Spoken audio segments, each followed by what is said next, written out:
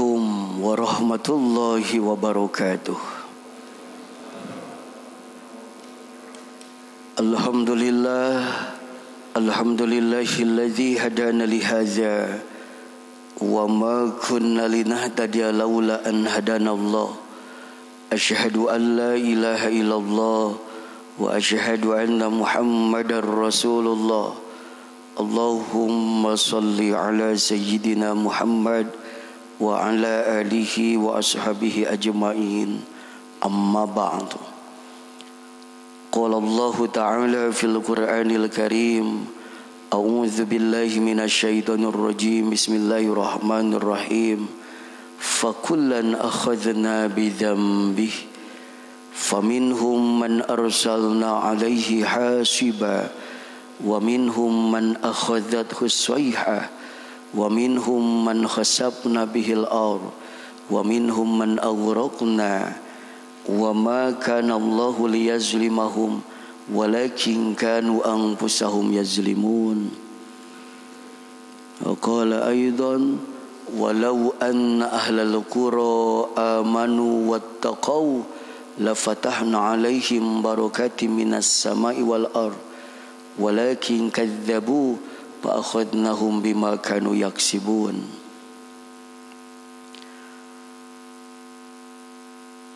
Bapak-bapak, ibu-ibu hadirin sekalian yang saya hormati dan insyaallah senantiasa mendapatkan rahmat, barokah dan ridho dari Allah Subhanahu wa taala.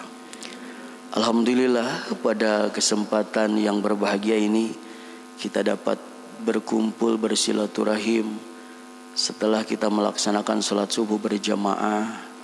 Sejenak kita taqarrub kepada Allah untuk menambah keilmuan kita. Semoga ini merupakan salah satu upaya kita, ikhtiar kita untuk menjalani kehidupan ini lebih baik lagi. Bapak dan hadirin sekalian, akhir-akhir ini kita menyaksikan bersama begitu banyak musibah yang terjadi di negeri ini, terutama dari mulai awal tahun. Tentunya yang sudah kita rasakan hampir 11 bulan COVID-19 ini, jatuhnya pesawat, longsor, banjir, gunung meletus dan lain sebagainya. Ada apa di balik ini semuanya? Kalau kita melihat kejadian-kejadian yang pernah terjadi pada umat-umat terdahulu, faktor penyebab utama musibah itu sesungguhnya adalah dosa yang kita lakukan.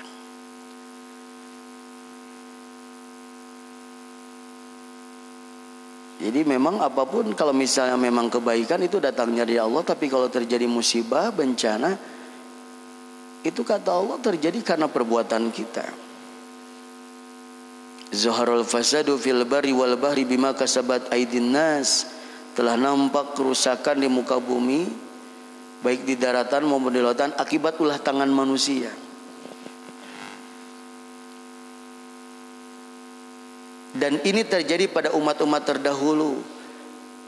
Sebagaimana Allah mengingatkan kepada kita di dalam Al-Quran, surah Al-Ankabut ayat 40, a'udzubillahi minasyaitonirrajim, bismillahirrahmanirrahim. Fakullan akhadna bidzanbih, maka setiap orang, setiap kaum akan disiksa akibat dosa yang dilakukannya. Faminhum man arsalna alaihi hasiba, maka di antara mereka ada yang kami kirim dengan hujan dari batu kerikil. Wa minhum man akhadhatu sayhah, dan di antara mereka ada yang kami kirim dengan suara yang mengguntur. Wa minhum man khasafna bihil ard, dan di antara mereka ada yang kami benam dengan bumi. Wa minhum man aghraqna, dan di antara mereka ada yang kami tenggelamkan.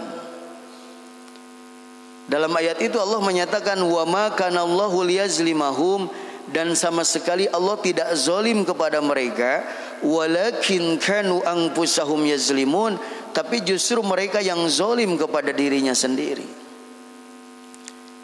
Hadirin sekalian, dalam tafsir Ibnu Katsir dinyatakan bahwa yang dimaksud umat-umat terdahulu itu adalah mereka yang hidup pada masa-masa kaum Nabi Lut, kaum Ad, kaum Thamud, Qarun, Firaun. Makanya contoh-contoh seperti itu sengaja Allah ungkapkan di dalam Al-Quran. Ini merupakan bagian daripada Qisasul Quran, kisah-kisah dalam Al-Quran. Maksudnya apa? Supaya kita bisa mengambil pelajaran, iktibar dari ayat ini. Siapa mereka yang dikirim oleh Allah dengan hujan dari batu kerikil? Faminhum man arsalna alaihi hasiba wa hum qaumul Lut. Mereka itu adalah kaum Nabi Lut. Kenapa kaum Nabi Lut? Kaum Nabi Lut itu punya kebiasaan, pertama berkumpul di tempat maksiat, yang kedua membegal barang orang lain di tengah jalan, lalu yang ketiga melakukan penyimpangan seksual. Nabi Lut sudah mengingatkan kepada mereka jangan melakukan itu semua, tapi mereka menantang, wahai Lut, jika engkau orang yang benar, datangkan azab kepada kami. Akhirnya Allah turunkan azab berupa hujan dari batu kerikil. Bapak-bapak bayangin aja hujan dari batu kerikil. Hujan air saja kita takut ya, apalagi kalau hujannya deras kan. Ini hujan dari batu kerikil, bayangin. Jangankan kita yang sehat, yang waras, saudara-saudara kita yang saat ini terganggu jiwanya, kalau hujan Pak berteduh Pak, sok tinggalin nugelo kajian teng hujan ngiuhan heula. Kemarin di Libur Panjang hujan, saya lihat ada orang yang sakit jiwa, begitu hujan ngiuhan Pak. Saya tanya, Kang kenapa ngiuhan? Sian gering. Eta teh nugelo sian gering. Tapi coba bapak lihat anu nguseup eta yang mancing hujan gede kieu eta teh. Dipikir-pikir lebih tinu gelo eta teh. Jadi maksud saya bukan berarti tidak boleh nguseup, mangga, tapi kalau hujan mah berhenti lah gitu. Wa minhum man akhadhatu sayha, ada juga yang kami kirim dengan suara yang mengguntur. Begitu keras. Siapa mereka? Wahum kaum Ad wa Samud. Itu adalah kaum Ad dan kaum Samud. Kenapa mereka? Mereka diberi kepintaran oleh Allah, kecerdasan yang luar biasa, tapi mereka sombong dan takabur. Pada saat itu mampu mereka rekayasa gunung-gunung menjadi bangunan-bangunan yang hebat dan kokoh, tapi mereka sombong sampai mereka menyatakan, man asyaddu minna quwwah. Siapa yang lebih kuat dari kami? Allah kirimkan suara yang begitu keras, hancur bangunan-bangunan itu, termasuk kaum Ad, kaum Thamud berterbangan minal ardi ila sama, dari bumi ke langit, fayabqa badanan bila rosin, begitu ke bumi tinggal badannya saja tanpa kepala. Wa minhum man khasafna bihil ar, ada juga yang kami benam dengan bumi. Siapa dia? Qarun. Qarun diberi kenikmatan Allah berupa kekayaan yang melimpah, tapi Qarun bakhil, pelit, tidak mau mengeluarkan sebagian hartanya di jalan Allah. Nabi Musa sudah mengingatkannya, tapi Qarun tetap bersikukuh tidak mau mengeluarkan sebagian hartanya. Akhirnya bumi terbelah dua, Qarun habis ditelan bumi dengan harta-hartanya. Wa minhum man aghraqna, ada juga yang kami tenggelamkan. Siapa dia? Firaun. Wa wazirhu Haman, dan menterinya yang bernama Haman. Wa jami'u junudihi, dan seluruh bala tentaranya kami tenggelamkan. Kenapa Firaun? Mentang-mentang jadi raja, penguasa, sombong, takabur, zalim, bahkan mengaku dirinya Tuhan. Ana rabbukumul a'la, akulah Tuhanmu yang maha tinggi. Allah tenggelamkan Firaun. Dalam ayat itu Allah menyatakan wa ma kana Allahu liyazlimahum, dan sama sekali Allah tidak zalim kepada mereka, walakin kanu anfusahum yazlimun, tapi justru mereka yang zalim kepada dirinya sendiri. Kenapa ayat ini saya angkat? Supaya menjadi pelajaran bagi kita. Kalau kita cermati bapak-bapak, apa yang dilakukan oleh kaum Nabi Lut, kaum Ad, kaum Thamud, kelakuan Qarun dan Firaun, itu semua ada di sebagian anak bangsa kita, ada di negeri kita Pak. Pertama berkumpul di tempat maksiat, jadi masih banyak ya. Jadi dalam sebuah hadis Rasul itu menyatakan, Tidaklah satu kaum apabila melakukan kemaksiatan secara terang-terangan itu diakibatkan apa? Mereka melakukan kemaksiatan terang-terangan, maka penyakit taun, wabah penyakit menular yang mematikan, itu bisa jadi karena kemaksiatan yang merajalela. Bisa jadi karena kemaksiatan yang terang-terangan. Ini kita bisa saksikan hari ini. Orang sekarang pesta narkoba biasa-biasa saja, Pak. Tidak merasa dosa. Orang melakukan penyimpangan seksual biasa-biasa saja. Ini yang dimaksud terang-terangan. Begitu bebasnya. Makanya tidaklah suatu penyakit turun ke bumi ini, wabah yang menular, taun itu diakibatkan karena kemaksiatan yang merajalela. Bahkan kalau kita lihat secara logawi, maksiat itu kan lawan daripada taat. Jadi di situ tempat itu bisa saja di rumah kita jadi tempat maksiat. Ketika rumah kita tidak dilakukan untuk ketaatan, misalnya sekarang waktunya subuh sholat, ini seisi rumah tidur semua, Pak. Itu menjadi orang-orang yang maksiat di dalamnya karena tidak melakukan ketaatan. Membegal barang orang lain di tengah jalan, kita saksikan. Ya, terang-terangan orang ngambil barang orang. Dulu mungkin mobil dibegal, motor dibegal. Sekarang sepeda aja dibegal, Pak. Yang pakai sepeda jadi takut juga. Ya. Atau mungkin barang-barang yang diambil. Nah ini. Jadi kerakusan manusia luar biasa. Ya. Makanya kadang-kadang manusia kalau punya sifat-sifat yang jelek kan selalu dianalogikan dengan binatang. Orang yang sombong misalnya seperti burung merak. Ya. Jadi selalu memamerkan bulu-bulunya. Termasuk juga orang yang suka menerkam orang lain seperti serigala, pengennya nerekam ke orang tanya. Tekaup aya nu ningali naon melong gitu kan. Atau mungkin orang yang rakus juga seperti monyet, tangan, kaki, mulut juga pada pingin semuanya sama dia. Atau seperti babi lihat aja kan babi, makanya badannya segede itu apa saja dimakan, mau yang bersih mau yang kotor. Tapi maaf, serakus-serakusnya babi, Pak, tidak pernah minum aspal, tidak pernah makan besi, tidak pernah mengagares kesik pasir, tidak pernah. Tapi manusia sekarang coba aspal diuyup, besi dimakan, garas. Ini saking rakus. Ya.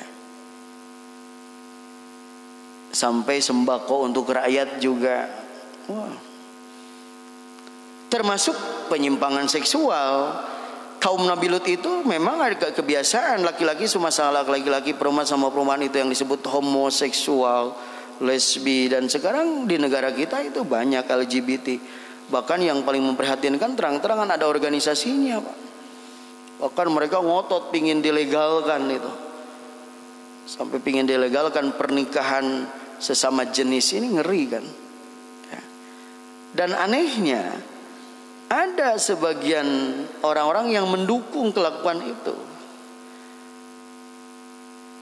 Termasuk kelakuan kaum Ad, kaum Tsamud, diberi kecerdasan, kepintaran tapi sombong dan takabur. Kecerdasannya bukan untuk kemaslahatan tapi untuk merusak. Salah satu contoh, sekarang ada komunitas yang kerjaannya memang membuat berita-berita hoak, berita-berita bohong. Yang penting dia dapat uang. Tidak pernah berpikir bagaimana dampaknya. Masyarakat menjadi resah dan gelisah akibat berita itu. Bahkan kemarin sempat terungkap kembali di Bekasi ada pabrik kosmetik ilegal. Ya, itu sudah lama nampaknya. Nggak pernah berpikir bagaimana kalau itu dikonsumsi oleh perempuan-perempuan, itu kosmetiknya yang mengakibatkan kanker kulit. Bahkan yang paling parah lagi adalah membuat barang-barang palsu, makanan-makanan palsu, beras palsu, telur palsu. Tidak pernah berpikir bagaimana dampaknya kalau itu dikonsumsi. Itu banyak kejadian yang seperti itu, hanya untuk mencari keuntungan. Itu bukan orang-orang biasa, pasti orang-orang yang cerdas yang melakukan itu. Termasuk kelakuan Qarun, diberikan kenikmatan oleh Allah berupa kekayaan yang melimpah. Tapi nampaknya hari ini banyak orang yang suka memamerkan kekayaan, mengekspos kekayaannya, tapi dia tidak pernah peduli terhadap lingkungannya, terhadap tetangganya, terhadap fakir, miskin, anak yatim. Terus saja memperkaya diri, mengekspos. Ya maaf bapak-bapak, tidak sedikit orang diberi kenikmatan oleh Allah, tapi tidak pernah dia merasa bahwa itu adalah anugerah dari Allah, seolah-olah merupakan hasil kerja kerasnya. Makanya banyak orang-orang yang kaya tapi bakhil, pelit. Mudah-mudahan kita tidak termasuk seperti Qarun. Ya, tapi saya ingin tanya dulu sama bapak-bapak, kalau jalan-jalan ke mall bawa uang 100.000, perasaan bapak asa gede asa kecil? Kira-kira 100.000 cukup untuk apa, Pak? Bapak pengajian Sabtu subuh di Masjid Al-Mujahadah bawa uang 100.000 untuk dimasukin ke kotak amal, asa gede asa kecil.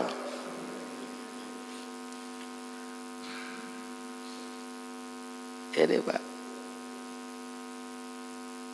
Jadi banyak orang yang mungkin mengkonsumsi sesuatu, nah dia tidak sadar bahwa itu semua adalah titipan dari Allah. Ya. Terus saja memperkaya diri, membangga-banggakan. Alhaakumut takatsur hatta zurtumul maqabir. Bermegah-megahan telah melelehkan kamu sampai kamu masuk ke liang lahat. Itu terus membangga-banggakan diri. Makanya nanti orang-orang itu ketika di alam barzahnya akan berteriak, mana hartaku, mana hartaku, akan dijawab, sesungguhnya harta dan rezekimu adalah apa yang sudah kamu makan sampai habis, apa yang sudah kamu pakai sampai rusak, dan apa yang sudah kamu sedekahkan. Selain itu akan menjadi milik orang lain. Jadi harta kita, rezeki kita yang sesungguhnya adalah yang sudah kita makan, yang sudah kita pakai, dan yang sudah kita sedekahkan. Kalau belum dimakan, belum dipakai, belum tentu rezeki kita. Nah sekarang di dunia saja nampak banyak orang-orang yang mungkin kaya, hartanya banyak, uangnya banyak, tapi belum tentu menikmati. Bisa jadi dengan hal yang sederhana saja Allah memberikan kepadanya maaf. Punya asam urat 15. Baru punya asam urat 15 udah gak boleh tuh makan lotek, cilentah, gak boleh makan kacang, kangkung, genjer, jeroan, babat rawuh, mauneh. Tambah kadar gula darah 600, gak boleh minum teh manis, kopi manis, susu manis, kue brownies, apalagi teh manis. Tambah tekanan darah tinggi 210. Nggak bisa. Jajan sate Haji Haris Perapatan 5 Paleman, Jalan Buah Batu, Pagino Jalan Sunda, Hadori Stasiun, Pakumis belakang Biri Tower. Tambah lagi kolesterol jahat LDL 350. Udah nggak bisa ngemil bala-bala, cireng, cimin, cimol, bacil, bakso aci, cuanki, kolesterol. Terus kalau misalnya penyakitnya banyak, makan apa tuh? Ini kan banyak orang akhirnya tuh nggak enak, Pak, makan diatur itu di gram katanya. Ini nggak boleh, ini nggak boleh. Ini salah satu. Itu baru kenikmatan dicabut sedikit saja. Ya. Harta itu yang dipakai, kalau mau dipakai belum tentu rezeki kita. Tidak sedikit hari ini orang begitu bangganya bikin villa, bikin apa.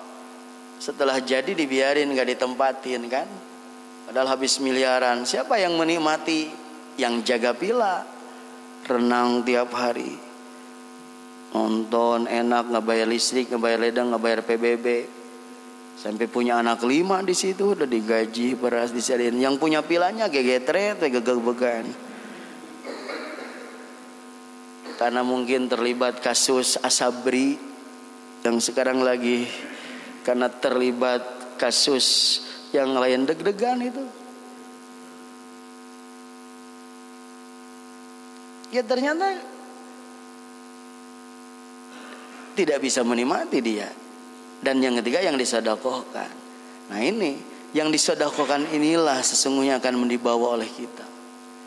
Yang dimakan habis, yang dipakai rusak, tapi yang disedekahkan, yang sudah kita titipkan ke masjid, ke pesantren, ke anak yatim, ke fakir miskin, ke kaum duafa, itu yang akan kita bawa. Seenak-enaknya makanan, sehebat makanan, tetap aja Pak, kalau sudah masuk perut nanti outputnya jadi itu juga. Jadi tidak usah terlalu bangga sekarang dengan makanan yang bermerek dan tidak, sama aja kok. Ya. Kalau sudah masuk perut mah, Bapak makan ayam goreng di merek tertentu, makan ayam goreng di warteg, sudah masuk perut begitu keluar sama ada tulisan enggak? Ayam goreng Suharti, ayam goreng warteg Bahari, sama. Pakaian juga apapun, semuanya akan rusak kan. Nah nanti buktinya kalau kita meninggal nggak ada yang dibawa itu, ya udah, betul kan. Sekarang jangankan yang ada di rumah, kendaraan kita, rumah kita, apa yang nempel pada diri kita kalau meninggal nggak dibawa Pak. Ya. Tapi yang disedekahkan. Tak termasuk kelakuan Firaun, mentang-mentang berkuasa, mentang-mentang dia punya kekuasaan, sombong, takabur, sewenang-wenang. Nah makanya kalau misalnya kita lihat sekarang, kalau dulu Firaun ditenggelamkan, sekarang banyak kejadian, ini boleh jadi karena ada sebagian orang yang memberi amanat tapi khianat. Ya. Nah kalau misalnya terjadi sekarang musibah, jangan suka menyalahkan Allah. Allah sama sekali tidak zalim kepada mereka, tapi mereka yang zalim kepada dirinya sendiri. Umat-umat terdahulu juga begitu. Ini contoh-contoh kecil saja, misalnya kita lihat sekarang kejadian-kejadian ini. Makanya kalau kita renungkan, jadi jangan-jangan musibah-musibah ini termasuk ke dalam diri kita, ini akibat dosa yang kita lakukan. Nah jadi penyebab kenapa musibah terjadi yang paling utama adalah karena dosa yang dilakukan.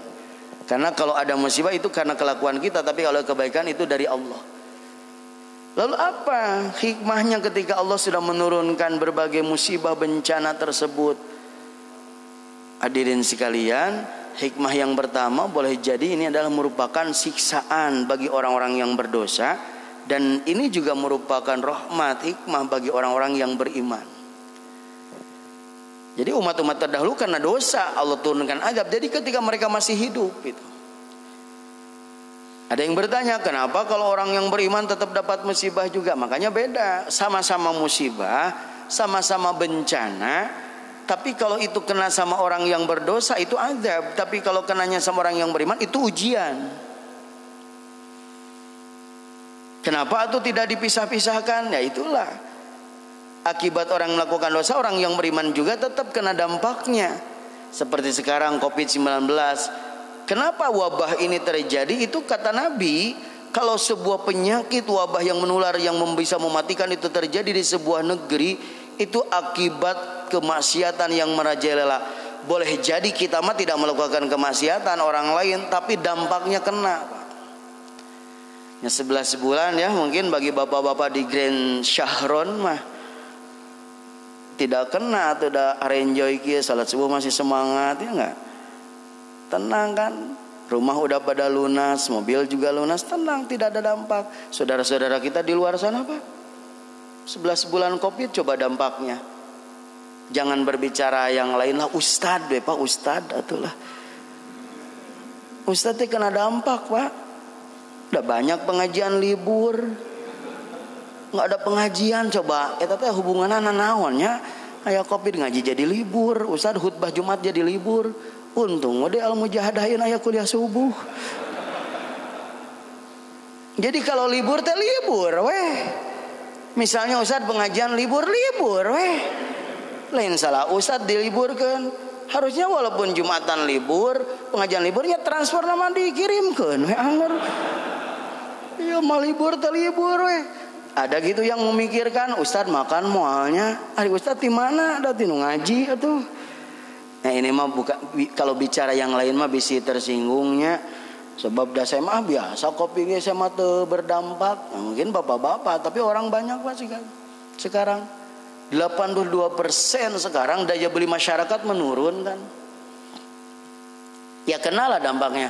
Perasaan orang mah teu dosa-dosa acan, orang lain. Nah ini akibatnya. Jadi kena saja. Ya.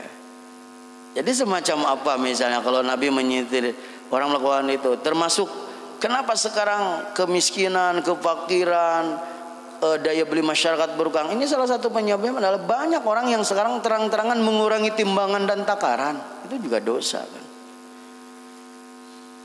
Hujan kalau kemarau panjang itu boleh jadi karena orang banyak yang tidak membayar zakat. Kalau bukan karena binatang kata Nabi mau diturunkan hujan. Sampai begitu. Ya. Termasuk juga ya tentu ketika banyak penguasa-penguasa yang zolim Pak, itu bisa jadi diberikan amanat yang ada khianat gitu kan. Nah ini makanya ketika ini misalnya terjadi, ini boleh jadi azab, merupakan siksaan. Nah ini seperti kepada umat-umat terdahulu. Yang kedua, bapak-bapak, hikmah di balik musibah ini boleh jadi ini adalah merupakan balasan dari Allah. Jadi supaya kita banyak bermuhasabah, banyak introspeksi. Ya. Jadi ini balasan dari Allah.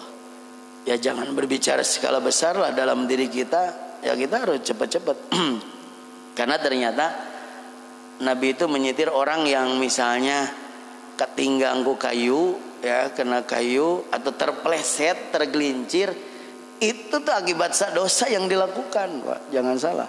Jadi lamun orang nabet kieu tah langsung istighfar, astagfirullahaladzim, jangan-jangan saya dosa nih. Ya. Kita misalnya terbentur kayu atau terpleset, tergelincir ya kaki kita, itu jangan-jangan dosa yang kita lakukan. Ya. Makanya kalau kita misalnya dapat seperti itu langsung astagfirullahaladzim, ingat-ingatlah. Ya dosa-dosa yang tidak sadar, misalnya bohong sama istri, Pak, itu kan paling minang. Ya. Itu makanya ya ada hikmahnya lah sekarang lebih banyak di rumahnya dengan bohong kumaha ada. Dia mah apa posisi di mana? Ana rapat deueuh nama. Ini kan rapatnya Zoom meeting, ya udah di rumah we. Menge we didinya di situ. Atau mungkin kita tidak sadar ngomongin kejelekan orang, kan kadang-kadang pas ngobrol-ngobrol begini suka enggak sadar ngomongin orang, ya enggak, Pak? Lihat pasangan suami istri lagi jalan pagi di komplek ngomen, aneh. Ari lalakina ngorak keneh kasep. Pemajikan geus kolot kitu, goreng sigana mah randa beunghar eta teh gitu kan. Jadi selalu suuzon itu ya. Jadi pingin aja ngomen itu. Nah itu bisa jadi balasan ya. Yang ketiga, bapak-bapak, hikmah itu boleh jadi musibah-musibah terjadi seperti ini itu sebagai penebus dosa. Nah, ini ya. Makanya kata Nabi, kalau sebuah penyakit wabah itu datang ke sebuah negeri, lalu orang itu menetap di sana, dia bersabar menghadapi itu semuanya, maka kesabaran dia, ketabahan dia itu mendapatkan pahala yang sama seperti orang yang mati syahid. Ya, semacam sekarang ini ujian bagi kita, misalnya harus di rumah aja, nggak boleh kemana-mana. Udah Pak, terus jadi diperpanjang. Ya. Untung ini, makanya saya sampaikan dampak ini merupakan penebus dosa. Jadi kata Nabi, orang ya dia itu misalnya kena musibah, kena penyakit, sampai dia demam, sampai dia di jalan misalnya kena duri atau apa, kalau dia sabar menghadapi itu semua, maka rontoklah dosa-dosa yang ada dalam dirinya. Nah ini Pak hebatnya, kalau bagi orang yang beriman, ketika dia langsung sadar, wah ini kita sakit, ya manusia lah pasti ada saatnya sakit, ada apa. Lalu kita sabar menghadapi ini, ada apa? Jangan-jangan ini dosa saya, banyak kemaksiatan, jangan-jangan nih banyak melakukan kehilapan. Setelah dia sadar, tapi bagi orang yang beriman itu akan menebus dosa-dosa, merontokkan dosa-dosa. Dan yang keempat, musibah yang terjadi ini akan menjadikan orang lebih baik. Makanya kalau dalam buku La Tahzan, Syekh Aid Al-Qarni itu menyatakan justru dengan adanya musibah, doa-doa yang terpendam terkuak, Pak. Biasanya kan kita juga kalau sudah dalam keadaan mendesak doa tanyaannya seperti tahajud kalau lagi butuh sesuatu, Pak. Ya. Jatuh tempo sudah tinggal besok ya kumaha ya. Sampai kan nyebut Gusti lagi mad wajib mutasil kali genep Gusti. Aduh. Riweuh kita menghadapi berbagai hal. Nah, makanya ini sebagai bentuk kalau ada itu mengeluhnya sama Allah. Kalau mengeluh sama manusia mah kadang-kadang dilelewe. Kita juga kadang-kadang nggak bisa bantu apa-apa. Ada bapak-bapak ngeluh, Ustaz gimana ya, kenapa? Anak saya sekarang yang pertama kuliah, yang kedua ke SMA, yang ketiga ke SMP, yang keempat ke SD, yang bungsu ke TK. Terus yang muda mau melahirkan, harus disesar. Ustaz kumahanya teuing atuh. Ibu-ibu banyak ngeluh, Ustaz gimana ya suami aku, kenapa udah nggak kerja sekarang, Ustaz di rumah udah proyek berhenti, terus nggak pernah ke masjid, nggak pernah ngaji, nggak pernah sholat, marah-marah, kerjaannya teh tidur, jeung udud, marah-marah ngasih uang tidak pernah, idahar beuki. Gimana ya Ustaz? Paling saya cuma bilang sama ibu itu, ibu sabar weh. Siti Asiyah juga bisa masuk surga karena sabar menghadapi Firaun.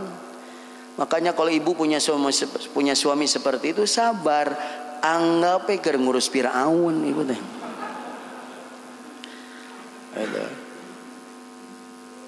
Jadi bapak dan ibu. Jadi betul, makanya menjadi orang itu merapat kepada Allah. Ya inilah ya. Semakin lebih baik mungkin kita juga di keluarga biasanya jarang bertemu dengan anak istri, jadi lebih sering berkomunikasi, kita lebih memahami gimana kondisi itu. Nah, bapak-bapak, jadi itu diantara sebabnya musibah itu terjadi akibat dosa. Hikmahnya diantaranya boleh jadi ini adalah merupakan siksa bagi orang yang berdosa, tapi rahmat bagi orang yang beriman. Ini juga merupakan yang kedua adalah balasan dari Allah. Hati-hati ya, makanya kita cepat istighfar kalau tiba-tiba terpeleset jol katinggal naon, ini jangan-jangan dosa. Yang ketiga adalah itu jadi penembus dosa. Ya, kifarat. Jadi kalau kita sakit, makanya jangan aral. Termasuk ini juga akan menjadikan kita menjadi orang yang lebih baik. Sebab bagi orang yang beriman, kalau ini merupakan ujian-ujian dan pasti Allah akan menguji. Seperti dalam Al-Baqarah 155 Allah menyatakan di situ, ya, bahkan di situ Allah bersumpah, "Walanabluwannakum bisyai'in," dan pasti kami akan menguji. Sungguh pasti akan menguji kalian semua, bisyai'in ay biqalin, dengan sedikit saja, minal khauf, dari rasa takut, wal ju', lapar, wa naqsi minal amwal, kurang harta, wal anfus, jiwa, bisa jadi yang sakit atau yang meninggal, wa tsamarat, buah-buahan, bisa jadi gagal panen, gagal dalam melakukan usaha, hasil endingnya gagal. Tapi kata Allah, wa basyiris sabirin, berikanlah kabar gembira bagi mereka yang sabar. Siapa yang sabar itu? Alladzina idza asabathum musibah, yaitu orang-orang apabila ditimpa musibah, kalau mereka menyatakan innalillahi wa inna ilaihi rajiun, sesungguhnya kami adalah milik Allah dan sesungguhnya kami akan kembali kepada Allah. Jadi istirja, mengembalikan kepada Allah, nyangakeun Gusti.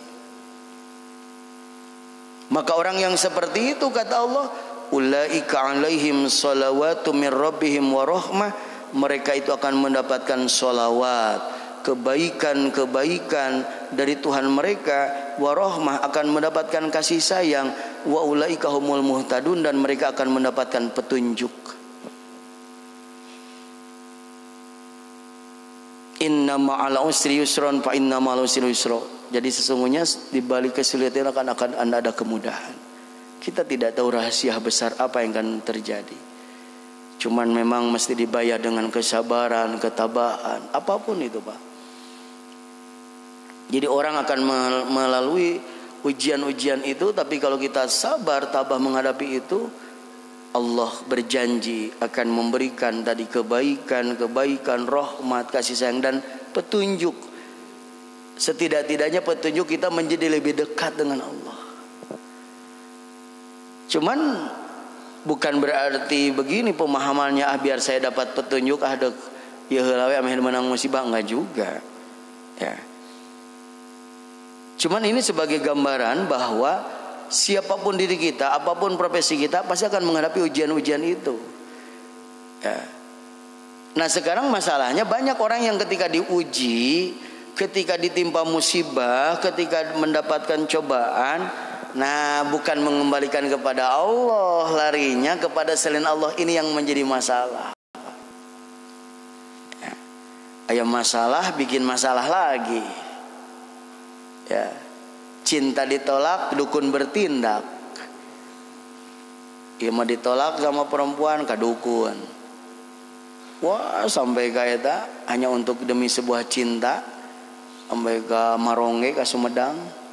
Terus parapat, gara gede, gara lompat, gara ke Garut, meli Kupat, ke Bandung, meli Barukat, ke lompat di Soledad. Wah, batu turun ke si kenai kalapat tonggohunana aing purun main daik sarobogohunana. Tilur sosap ketu tihanap sosap sapatu di tengah nu siga mutu sagede surutu lamun keur teu siga batu lamun keur leuh siga tamusu nganikmatna kunataku bejana ibu-ibu lamun tembang hinu kitu semet saminggu sok mulukus sunu gesek. Tapi sekarang enggak berlaku, Pak, pelet eta teh. Ya. Ini orang pingin kaya bukannya kerja keras, tak udah berangkat ke Gunung Kawi. Berangkat sampai ke enggak makan 7 hari 7 malam, malah merusak dirinya. Nah, ini yang salah langkah itu. Makanya Allah memberikan petunjuk kepada kita, ya. Ketika kita mendapatkan itu ya kembali kepada Allah. Makanya siapapun diri kita akhirnya menghadapi menyikapi fenomena musibah seperti ini, kalau saat ini kita diberikan kenikmatan, keleluasaan, diberikan berbagai kemudahan, maka bersyukurlah, jangan takabur. Itu. Jadi kalau dalam bahasa Sunda diapungkeun ka luhur kudu syukur ulah takabur. Sebab sesungguhnya apapun yang ada dalam genggaman kita ini merupakan nasrullah, pertolongan Allah. Idza jaa nasrullahi wal fath. Idza di mana jaa datang nasrullah, pertolongan Allah, wal fathu dan kemenangan dan kesuksesan dan kebahagiaan. Makanya redaksi ayatnya nasrullah dulu baru fathun, pertolongan Allah dulu baru kemenangan. Artinya kalau tidak ada pertolongan Allah kita tidak akan menang, tidak akan sukses. Kita sekarang selamat, bahagia, ini pertolongan Allah. Makanya ketika mendapatkan pertolongan Allah, kebahagiaan tidak boleh sombong, takabur, nepuk dada. Tapi kata Allah, fasabbih, maka bertasbihlah, bihamdi rabbika, dengan memuji Tuhanmu, wastaghfirhu, dan mohon ampunlah kepadanya. Tasbih bimana ta'zim, mengagungkan Allah. Tasbih bimana tahmid, memuji Allah. Tasbih bimana tanzih, memahasucikan Allah. Jadi kalau kita diberikan tadi nikmatan umur masih panjang, gunakan dengan sebaik-baiknya, bersyukur itu. Diberikan ilmu, amalkan. Diberikan harta kekayaan juga, gunakan dengan sebaik-baiknya. Anggota tubuh kita ini pertolongan Allah, kita bisa bicara, bisa melihat, bisa mendengar. Nah, makanya ketika lisan kita banyak berzikir, mata kita banyak membaca Al-Quran, kaki kita dilangkahkan untuk menuju masjid, ini sebagai bentuk-bentuk syukur kita. Maka kalau orang yang seperti itu, kata Allah, la in syakartum la azidannakum, akan ditambah nikmat. Wa la in kafartum, tapi kalau kufur, tidak mau menggunakan kenikmatan di jalan yang diridhoinya, dikasih umur, bukannya ngaji, baca Quran, ke masjid, kerja, kan sama Pak, kita semua dikasih waktu 24 jam sehari. Dari mulai ketua RT sampai Bapak Presiden 24 jam sehari. Yang membedakan itu adalah selama 24 jam itu apa yang kita lakukan. Ada orang dikasih 24 jam, jam 2, jam 3 udah bangun tahajud, sholat subuh bisa berjamaah, habis sholat subuh bisa zikir, bisa ngaji. Yang aktivitas biasa kerja, tapi tetap sholat zuhur, tetap makan bisa, dengan keluarga kumpul, dengan tetangga gaul di masjid aktif, itu barokah.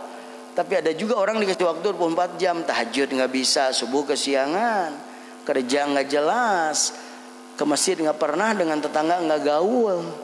Kemana tuh saya tak? Habis waktunya. Diberikan ilmu, amalkan, harta juga gunakan dengan sebaik-baiknya, itu bersyukur.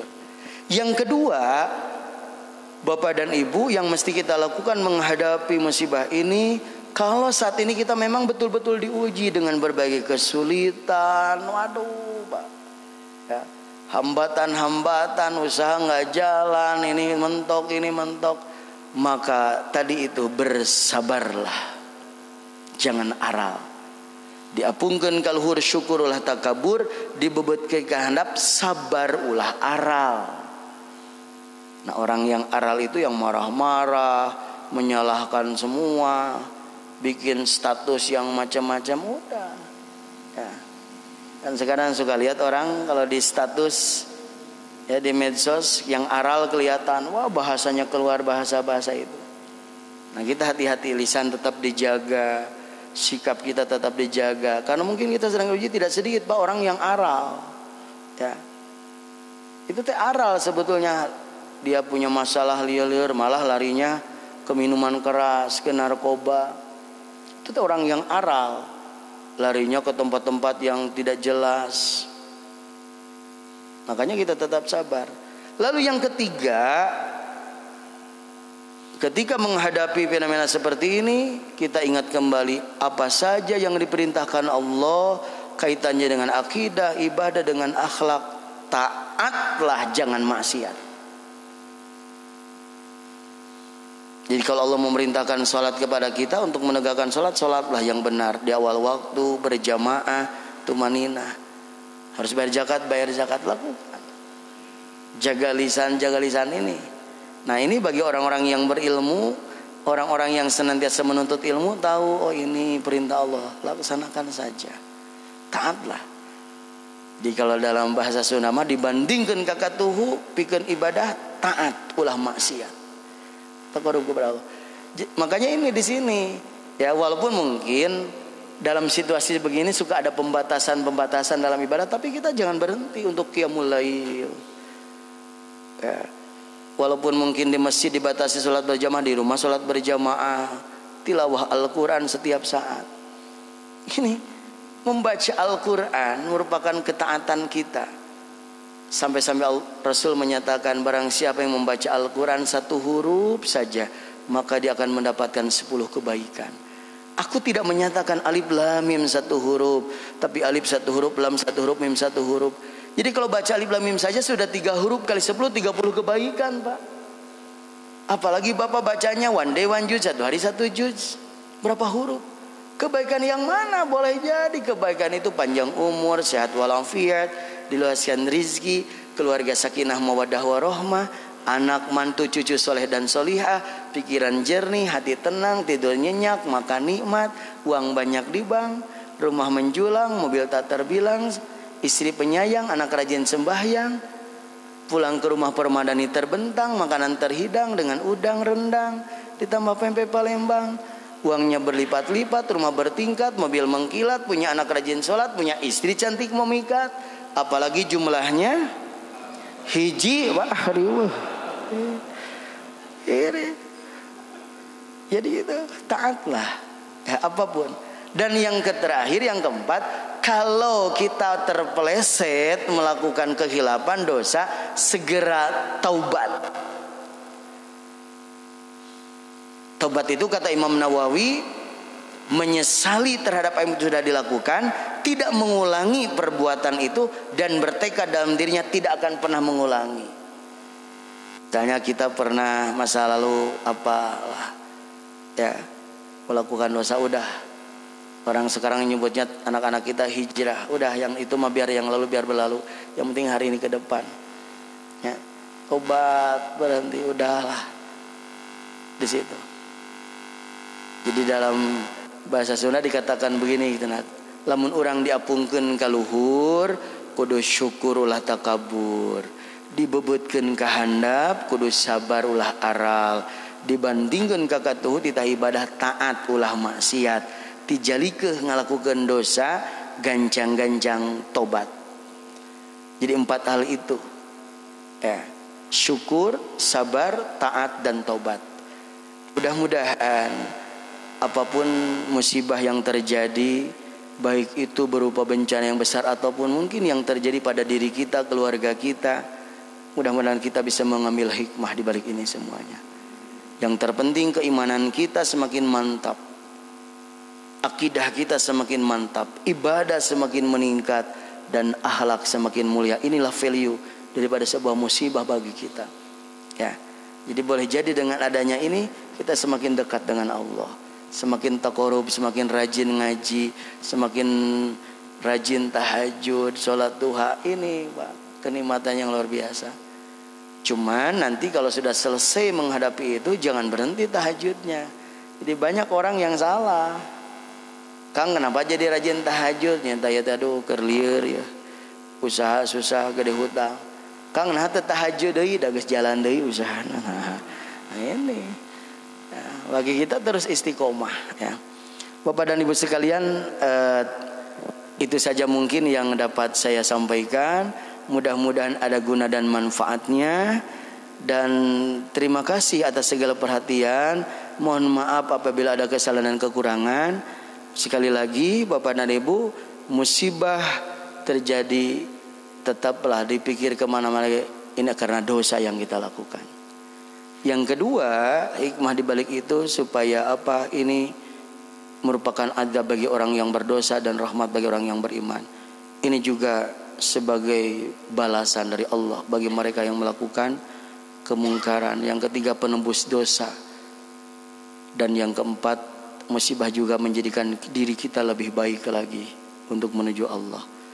Makanya bagi kita hari ini, mari siapapun diri kita untuk selalu bersyukur, bersabar, taat, dan taubat. Demikian Bapak dan hadirin sekalian, jazakumullahu ahsanal jaza, wallahul muwafiq ila aqwamit thoriq. Wassalamualaikum warahmatullahi wabarakatuh.